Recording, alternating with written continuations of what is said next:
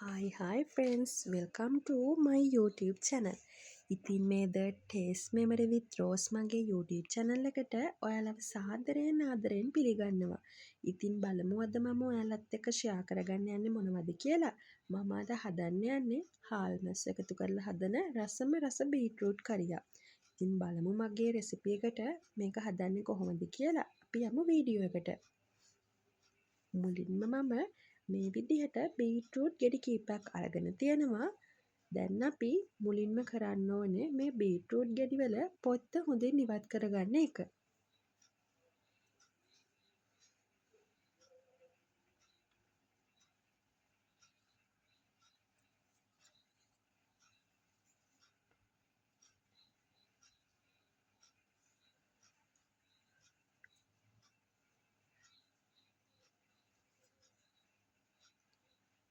ඊට පස්සේ බීට්රූට් ගෙඩිවල පොත්ත මේ විදිහට හොඳින් ඉවත් කරගෙන ඊට පස්සේ අපි මේ බීට්රූට් ගෙඩි ටික හොඳින් සෝදලා අරගන්න ඕනේ.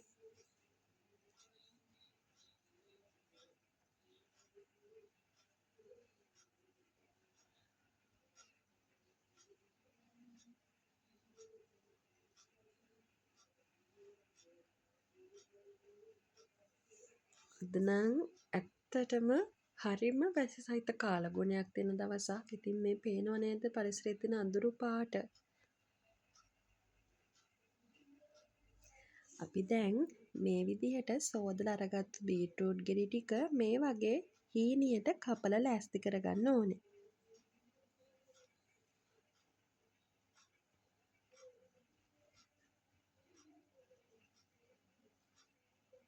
දැන් නම් වැස්සත් ටික ටික වැඩි වෙන විදිහ තමයි මේ වලට පේන්නේ. මේ විදිහට අපි ලෑස්ති කරගෙන තියනවා බීට්‍රූට් ටික. අපි බලමු අනිත් අවශ්‍ය අමුද්‍රව්‍ය මොනවද කියලා. අමු මිරිස්, කරපිංචා, ඒ වගේම අපිට අල ගෙඩියක් ඕනේ මේ විදිහට පොඩියට කපාගෙන, ඒ වගේම කපාගත් ලූණු, රම්පේ. මේ ටික අපි ලෑස්ති කරලා පැත්තකින් තියාගමු. මේකට අපිට පොල් කිරි ස්වල්පයක් ඕනේ. අපි මේ තියෙන්නේ ලෑස්ති කරගත්තු පොල් කිරි ටික. ඒ වගේම අපිට මේක හදන්න අවශ්‍ය ප්‍රධානම දෙයක් තමයි හාල් මැස්සෝ. අපි දැන් සුද්ධ කරලා හොදලා මේ විදිහට හාල් මැස්සෝ අරගෙන තියෙනවා. ඊට පස්සේ අපි මේ විදිහට මැටි හට්ටයකට තෙල් ස්වල්පයක් දාලා ඒක රත් වුණාට පස්සේ මේ විදිහට සුවදුරු ටික එකතු කරගන්නවා. ඊට පස්සේ මම මේ වෙලාවේදී හාල් මැස්සෝ ටික මේ තෙල් වල බැදෙන්න හින්දා එකතු කරගන්නවා. මේ විදිහට කලවම් කරගන්න ඕනේ. ඊට පස්සේ මම මේ වෙලාවේදී කපාගත් ලූණු, ඒ වගේම අමු මිරිස්, ඒ වගේම කරපිංචා ටික එකතු කරගන්නවා. එකතු කරලා මේ ටික ඔක්කොම හොඳින් කලවම් කරගන්නවා තෙලේ. ඊට පස්සේ මම ටික වෙලාවකින් අපි පොඩිවට කපාගත්තු අල ගෙඩිය මෙන්න මේ විදිහට එකතු කරගන්නවා.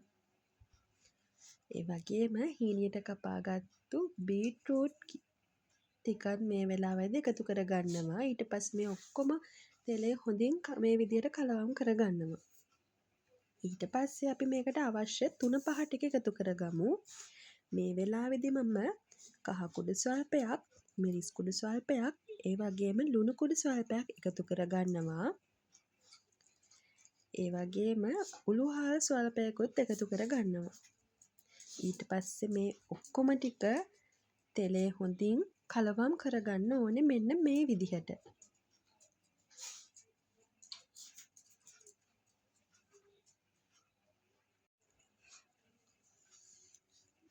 ඊට පස්සේ අපි මේකට අපි අරගෙන තියාගත්තු පොල් කිරි ටිකත් එකතු කරගන්න ඕනේ. ඊට පස්සේ අපි මේ වෙලාවේදී රම්පෙ ටික එකතු කරගන්න ඕනේ. ඊට පස්සේ ආයෙමත් මේ ඔක්කොම ටික මේ විදිහට හොඳින් කලවම් කරගන්න ඕනේ.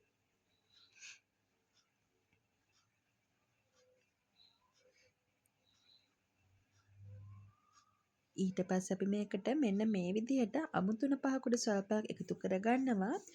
ඊට පස්සේ ආයෙමත් මේ ටික ඔක්කොම හොඳින් මේ විදිහට කලවම් කරගන්න ඕනේ.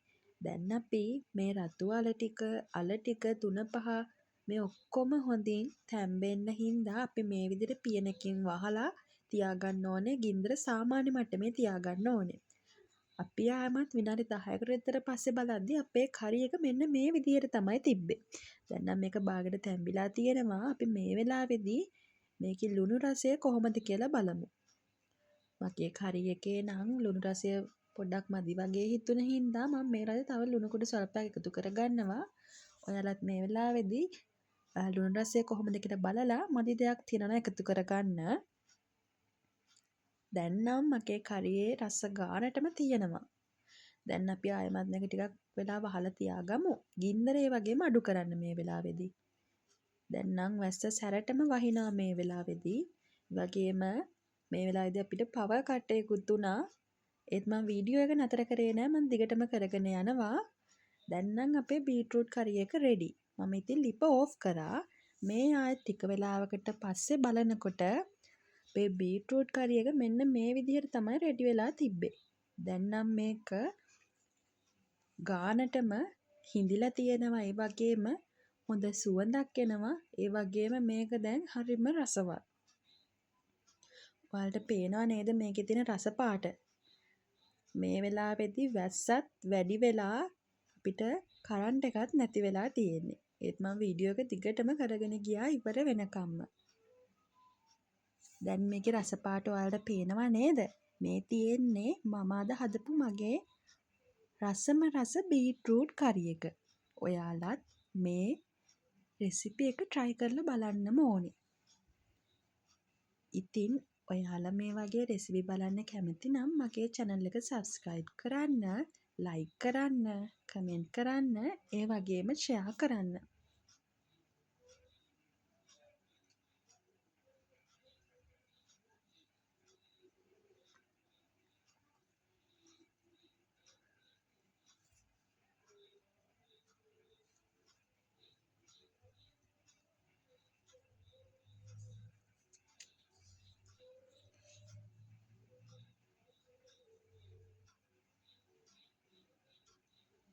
Thanks for watching.